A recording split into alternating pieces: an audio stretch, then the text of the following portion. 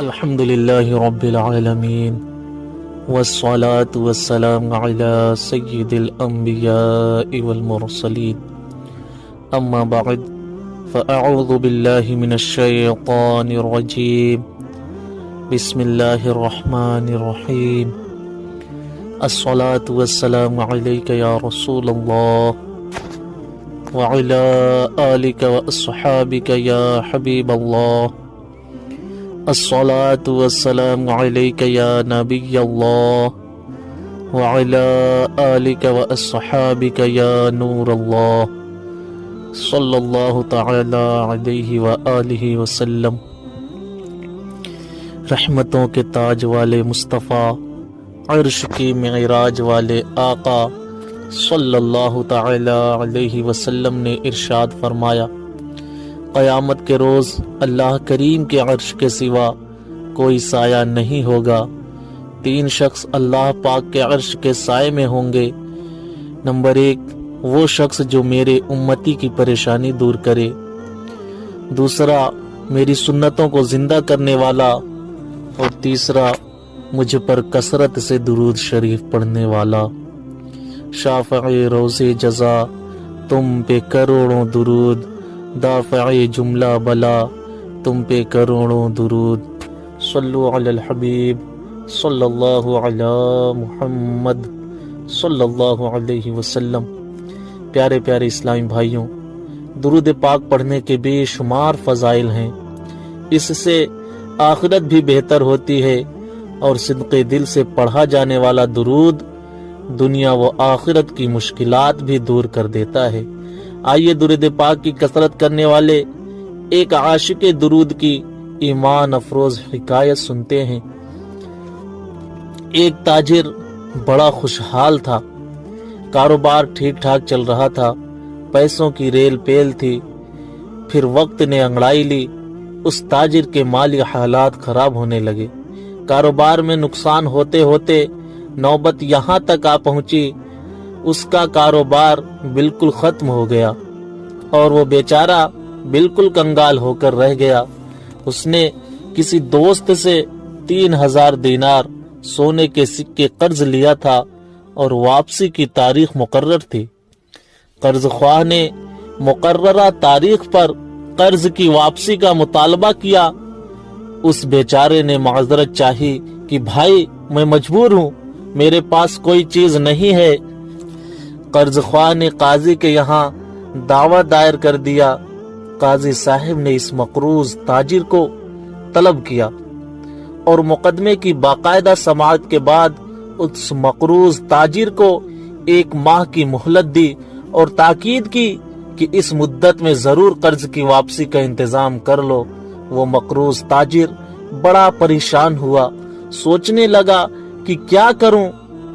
ممکن ہے کہ اس نے کہیں پڑھا یا علماء سے سنا ہو کہ رسول اللہ صلی اللہ علیہ وآلہ وسلم کا ارشاد گرامی ہے، جس بندے پر کوئی مصیبت، کوئی پریشانی آ جائے تو وہ مجھ پر درود پاک کی کثرت کرے، کیونکہ درود پاک مصیبتوں اور پریشانیوں کو لے جاتا ہے، رزق بڑھاتا ہے۔ الحاصل اس نے عاجزی کے ساتھ مسجد کے گوشے ایک کونے میں بیٹھ کر درود پاک پڑھنا شروع کر دیا۔ جب 27 دن گزر گئے تو اسے رات کو ایک خواب دکھائی دیا۔ کوئی کہنے والا کہتا ہے، اے بندے تو پریشان نہ ہو، اللہ کریم بڑا کارساز ہے، تیرا قرض ادا ہو جائے گا۔ تو علی بن عیسیٰ وزیر سلطنت کے پاس جا اور جا کر اسے کہہ دے کہ قرض ادا کرنے کے لیے مجھے 3000 دینار دے دے۔ وہ مقروض تاجر کہتا ہے کہ میں جب بیدار ہوا تو بڑا خوش تھا، پریشانی ختم ہو چکی تھی، لیکن پھر یہ خیال بھی آیا کہ اگر وزیر صاحب کوئی دلیل یا نشانی طلب کریں گے تو میرے پاس کوئی دلیل نہیں ہے۔ یہی سوچتے ہوئے دوسری رات آ گئی۔ جب میں سویا تو قسمت جاگ اٹھی، مجھے آقائے دو جہاں رحمت دو عالم صلی اللہ علیہ وسلم کا دیدار نصیب ہوا۔ حضور صلی اللہ علیہ وسلم نے بھی علی بن عیسیٰ وزیر کے پاس جانے کا ارشاد فرمایا۔ جب آنکھ کھلی تو خوشی کی انتہا نہ تھی۔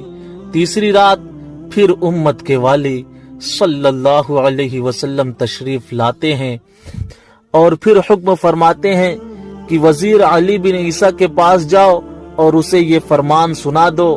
عرض کیا یا رسول اللہ صلی اللہ علیہ وسلم، کوئی نشانی یا دلیل ارشاد فرما دیجئے جو میں اس وزیر کو بتاؤں۔ یہ سن کر مگتوں کی جھولیاں بھرنے والے داتا، سخاوت کے دریا بہانے والے آقا صلی اللہ علیہ وسلم نے فرمایا کہ اگر وزیر تجھ سے کوئی علامت پوچھے تو کہہ دینا کہ تم نماز فجر کے بعد کسی کے ساتھ بات کرنے سے پہلے رسول اللہ صلی اللہ علیہ وآلہ وسلم کی ذات پر 5000 بار درود پاک پڑھتے ہو، جسے اللہ کریم اور کرامن کاتبین کے سوا کوئی نہیں جانتا۔ یہ فرما کر سید دو عالم نور مجسم صلی اللہ علیہ وآلہ وسلم تشریف لے گئے۔ میں بیدار ہوا اور نماز فجر کے بعد مسجد سے باہر قدم رکھا۔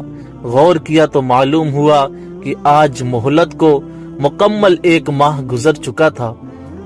میں وزیر صاحب کی رہائش گاہ پر پہنچا اور وزیر صاحب سے سارا قصہ کہہ سنایا۔ جب وزیر صاحب نے کوئی نشانی مانگی اور میں نے آقا کریم رسول عظیم صلی اللہ علیہ وسلم کا ارشاد سنایا تو وزیر صاحب خوشی و مسرت سے جھوم اٹھے۔ وہ گھر کے اندر گئے اور 9000 دینار لے کر آ گئے۔ ان میں سے 3000 گن کر میری جھولی میں ڈال دیے اور کہا یہ 3000 قرض کی ادائیگی کے لیے ہیں۔ پھر 3000 اور دیے اور کہا یہ تیرے بال بچوں کے خرچے کے لیے ہیں۔ پھر 3000 اور دیے اور کہا یہ تیرے کاروبار کے لیے ہیں۔ جب مجھے رخصت کرنے لگے تو قسم دے کر کہا اے بھائی تو میرا دینی اور ایمانی بھائی ہے، خدا را یہ محبت والا تعلق نہ توڑنا، اور جب بھی کوئی کام ہو، کسی چیز کی ضرورت ہو تو بلا روک ٹوک آ جانا، میں آپ کا مسئلہ دل و جان سے حل کر دیا کروں گا۔ اس شخص کا بیان ہے کہ میں وہ رقم لے کر سیدھا قاضی صاحب کی عدالت میں پہنچ گیا، اور جب فریقین کا بلاوا ہوا تو میں آگے بڑھا اور میں نے 3000 دینار گن کر قاضی صاحب کے سامنے رکھ دیے۔ اب قاضی صاحب نے سوال کر دیا کہ بتا تو یہ اتنی ساری رقم کہاں سے لے کر آیا ہے، حالانکہ تو مفلس اور کنگال تھا۔ میں نے سارا واقعہ بیان کر دیا۔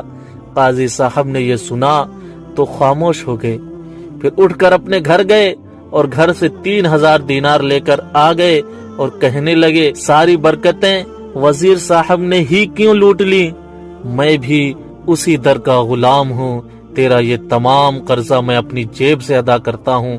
جب قرض خواہ نے یہ ماجرا دیکھا تو وہ کہنے لگا کہ ساری رحمتیں تم لوگ ہی کیوں سمیٹ لو، میں بھی ان کی رحمت کا حقدار ہوں۔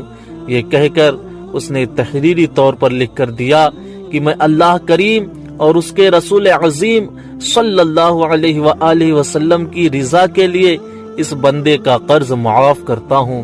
یہ دیکھ کر اس مقروض تاجر نے قاضی صاحب سے کہا جناب آپ کا بہت شکریہ، آپ اپنی رقم سنبھال لیجئے، اب مجھے اس کی ضرورت نہیں رہی۔ تو قاضی صاحب کہنے لگے میں اللہ اور اس کے پیارے رسول صلی اللہ علیہ وآلہ وسلم کی محبت میں جو دینار لایا ہوں وہ واپس لینے کو ہرگز تیار نہیں ہوں، یہ آپ کا ہے، آپ اسے لے جائیے۔ وہ صاحب کہتے ہیں میں جو پہلے قرضے میں جکڑا ہوا تھا اب وہ 12000 دینار لے کر گھر آ گیا، میرا قرضہ بھی معاف ہو گیا، گھر کے لیے اخراجات بھی مل گئے اور کاروبار کرنے کے لیے بھی اچھی خاصی رقم مل گئی۔ یہ ساری برکتیں درود پاک پڑھنے کی وجہ سے ظاہر ہو گئیں۔ مشکل جو سر پہ آ پڑی تیرے ہی نام سے ٹلی، مشکل کشا ہے تیرا نام، تجھ پہ درود اور سلام۔ صلو علی الحبیب صلی اللہ علی محمد۔ پیارے پیارے اسلامی بھائیوں، غور کیجئے، وہ شخص جو 1 مہینے کی مہلت پر گیا تھا اور 1 مہینے کے بعد قید میں آنے والا تھا، آج 12,000 دینار لے کر اپنے گھر والوں کے پاس جا رہا ہے۔ یقیناً درود پاک ایک ایسی چابی ہے جو مشکلات کے تمام تالے کھول دیتی ہے۔ درود پاک ایک ایسا وظیفہ ہے جو بڑی بڑی پریشانیوں کو ٹال دیتا ہے، اور درود پاک ایک ایسا عمل ہے جو بڑی بڑی مصیبتوں سے بچا لیتا ہے۔ مسئلہ یہ ہے کہ ہم اپنے مسئلوں میں، اپنی مصیبتوں میں ادھر جاتے ہیں ادھر جاتے ہیں، یہ کرتے ہیں وہ کرتے ہیں، نہیں پڑھتے تو درود پاک نہیں پڑھتے۔ شاعر کہتا ہے، دکھوں نے تم کو جو گھیرا ہو تو درود پڑھو، دکھوں نے تم کو جو گھیرا ہو تو درود پڑھو، جو حاضری کی تمنا ہے تو درود پڑھو۔ واقعی درود پاک دکھوں کو دور کرتا ہے۔ ہم درود پاک پڑھیں تو صحیح، پھر دیکھیں کیسے مشکلیں حل ہوتی ہیں، لیکن یہ یاد رکھیے درود پاک جب بھی پڑھنا ہے ثواب کی نیت سے پڑھنا ہے۔ اللہ پاک چاہے گا تو اس کی دنیاوی برکتیں بھی ملیں گی، اور جب کبھی مل کر بلند آواز کے ساتھ ذکر و درود نعت و تلاوت کا موقع ہو تو ہر بار اس بات کا لحاظ رکھا جائے کہ بلند آواز سے کسی نمازی، تلاوت کرنے والے، سونے والے یا مریض و دیگر وظائف میں مصروف لوگوں کو پریشانی نہ ہو۔ آئیے محبت کے ساتھ بآواز بلند درود پاک پڑھیں۔ صلو علی الحبیب صلی اللہ علی محمد صلی اللہ علیہ وسلم۔